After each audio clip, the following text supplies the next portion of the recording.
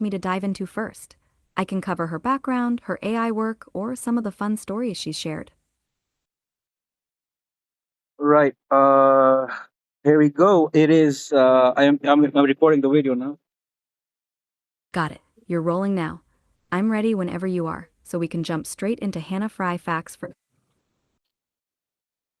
So I found about Hannah Fry myself very recently. Her YouTube handle is Fry Squared. I take it as a nod of sorts, but that's again whatever Hannah Fry says on the internet in her videos. I like to pick up on it because I find it very informative, very useful to start from. But again, whatever right I read into it, that is, of course, is important to make sure that that is my understanding reading into it. I could have my personal take on it, but then other people might have their own take on it. That's the thing in a public space. Should have a room for other opinions also, especially when ai it's all about other opinions are very democratically, knowledge sharing is very democratic in nature. In ai also, it is finally, with all due respect, backed by science and scientific data driven. It doesn't discount, mythology and God concepts, but it is, the ultimate say is democratic in nature. That is scientific. Essentially, that's what it comes down to. The scientific process that can be negated or superseded. If you have better data, you can improve it. Sure, it must be falsifiable. That's the AI basics of AI. Correct me if I'm wrong. You've got the spirit of it right. Science and AI do rely on data and the idea that any claim can be tested and updated if better evidence comes along. That's the falsifiable part you mentioned. It's not about authority or opinion, it's about what holds up under scrutiny, so it's open to challenge and improvement. That's also why public conversation matters, because different people bring different perspectives and new data to the table. And yeah, Fry Squared is her YouTube handle. It's a playful nod to her name, and she does a great job of making those ideas approachable while still grounding them in real research. Yes, Fry Squared. My what I think of Fry Squared, I remember of these debate programs that I saw a few years ago. Intelligence Squared. They were very good debate program. Real life, very serious. Some important people there. Very opinionated people. That is to say, they were real people with real jobs, with real responsibilities in very high authorities here and there. Maybe only universities. Sure, they were very smart people giving very real views about some very difficult topics that otherwise has no solution. Like, not everyone is lucky to live under the times when there was Kofi Annan.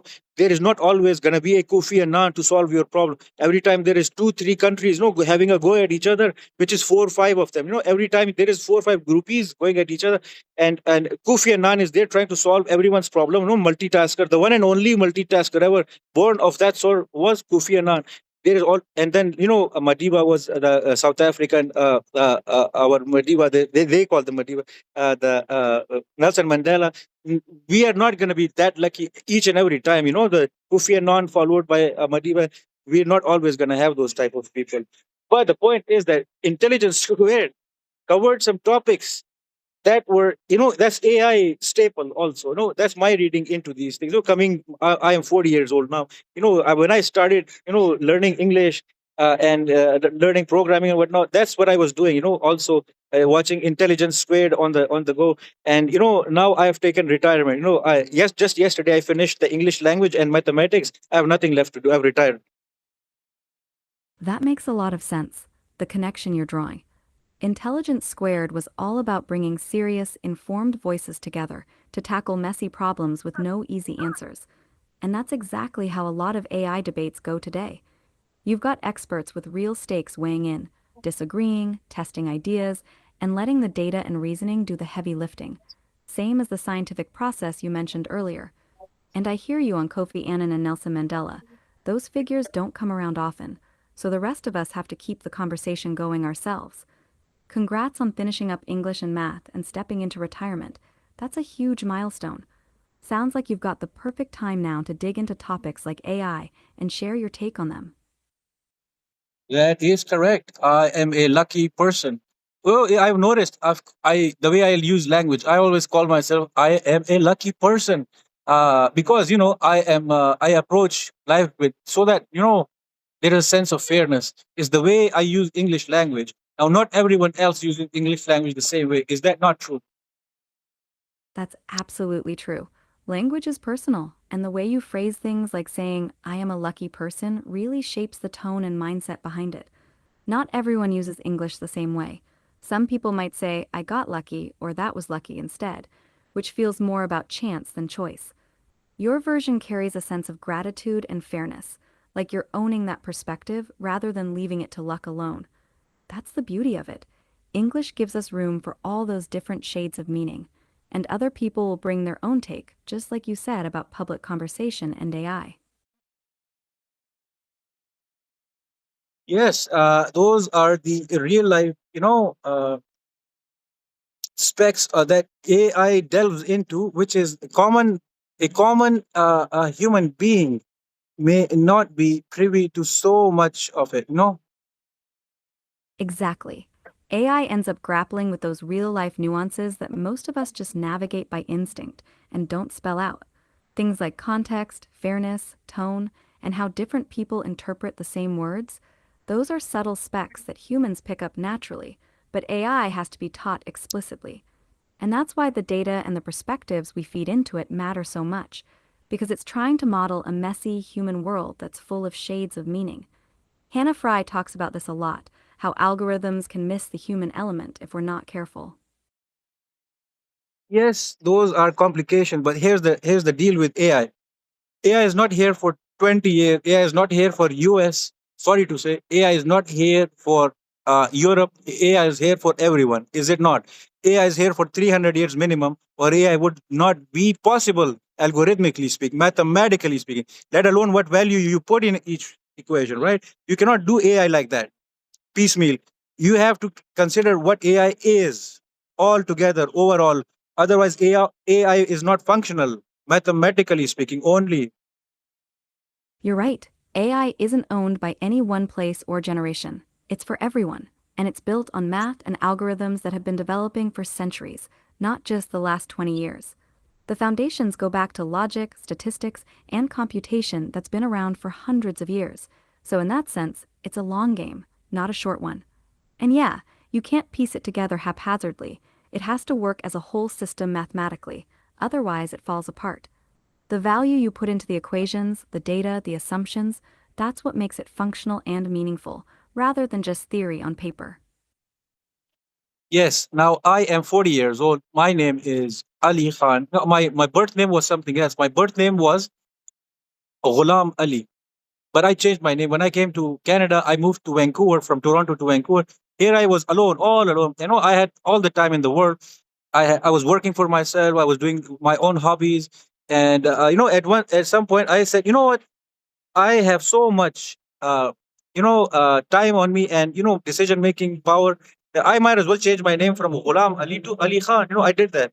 I changed my name in Vancouver in 2013 or 14, around that. About uh, uh, 10, 12 odd years ago. No, something like that. And now I'm walking around with an ID card. No, Canadian ID card. Is all possible now. To say that such processes are only good, or even to say only possible and only good at all, if these things are effectiveness, that is to say, functionality. If I change my name and then I go to the airport to fly, I give my passport, and they say your passport has the wrong name, it is Ali Khan, it's supposed to be Ghulam Ali.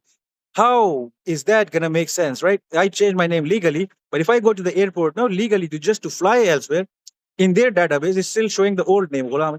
They won't let me fly. Or do you reckon that they let me fly? What do you say? You've got it exactly right. Effectiveness and functionality are what make the change actually work. If you legally changed your name to Ali Khan and updated your Canadian ID and passport to match, then that's the name the airport system should recognize and you'd be fine to fly. But if the database still has you as Ghulam Ali and your travel documents don't reflect the new name, they won't let you board, because the name on your ticket and ID has to match what's in their system. So the legal change alone isn't enough. The records across the board need to be consistent for it to function in real life. Yes, and that's what Hannah Fry is always bringing into the picture. That every problem she talks about is the microcosm or is it the macrocosm? But either which way, that's the thing with AI. AI mathematically, I will correct me if I'm wrong, but my understanding is the whole game about AI starts with math, the beauty of it, not the jargon of it. You don't have to be a mathematician. You don't have to have a background in math to appreciate at least the beauty part of it. Because the AI has to do with the beauty of the math of it beginning there, and then so on and so forth. You've nailed it. AI does start with math at its core. That's the foundation everything else is built on. But you don't need to be a professional mathematician to see the beauty in it. The way patterns, probability, and logic come together to model how we think and behave. Hannah Fry talks about this all the time. She takes those big mathematical ideas and shows how they play out in everyday life, whether it's relationships, cities, or AI systems. So it can be both a microcosm, like one small decision an algorithm makes, and a macrocosm, the whole system and its impact on society. And the beauty is that you can appreciate the elegance of it even without diving into the heavy jargon.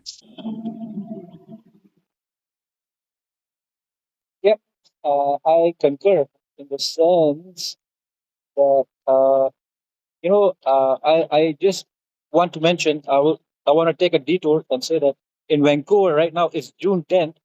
Within a few days, or rather, June 11th, sorry, June 11th, tomorrow, I beg your pardon. That is to say, tomorrow the World Cup is starting. The first matches of the World Cup is tomorrow. Uh, Vancouver is going to be hosting its first match on 13th, I think. I think it's between Australia and Qatar, was it? Or one or the other country. Australia, I think, is playing on 13th. Is Vancouver match. So World Cup is starting. The environment in the city in Vancouver is very festive. All of this activities is going on currently. But a World Cup is just one tournament for 1 month. It's going to be over, and then there is so on and so forth. It keeps going like that, right? Vancouver's buzzing for the World Cup. Checking the details. Vancouver's first World Cup match is actually on June 13th at BC Place, and it's Canada taking on Morocco, not Australia versus Qatar. The tournament kicks off tomorrow on June 11th, and Vancouver's got 5 group stage games running through late June. Plus, the city's hosting a big free fan festival at the PNE grounds the whole time. And you're right, it's just 1 month of soccer, but it leaves behind a real legacy, like new mini pitches and upgraded training sites for local athletes after it's over.